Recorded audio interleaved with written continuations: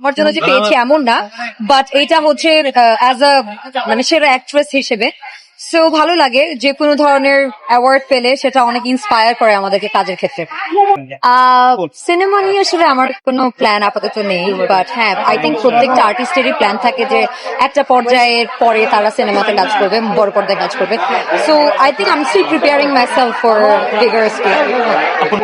I think last 5-6 মাস থেকে কাজ কম না, কাজ বরাবরের মতোই করছি, বাট যেহেতু আমাদের দেশে একটা ক্রাইসিস ছিল, সবকিছু মিলিয়ে আমাদের অনেক কাজ এখন অনিয়ার হচ্ছে না, বিকজ আই থিঙ্ক অনেক স্পন্সর ঝামেলা, প্লাস হচ্ছে যে যেহেতু একটা দেশে এত বড় একটা মানে আমাদের একটা পরিবর্তন এসেছে, সবকিছুতেই একটু সময় লাগে।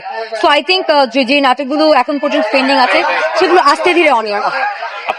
মাইলস্টোনের story, it was absolutely sad because এটা একটা আনএক্সপেক্টেড ঘটনা যেটা আমরা কেউ আসলে এক্সপেক্ট করি না। এবং আমার মনে আছে যে যেই দিন সেই ঘটনাটা ঘটেছিল তারপর থেকে 3-4 দিন পর্যন্ত আমি অনেক অনেক আপসেট ছিলাম, বিকজ এটা তো আসলে একটা স্কুলের ঘটনা। এবং আপনি যদি চিন্তা করে দেখেন এই স্কুলের যে বাচ্চাগুলো ছিল ওরা হচ্ছে আমাদের ভবিষ্যৎ।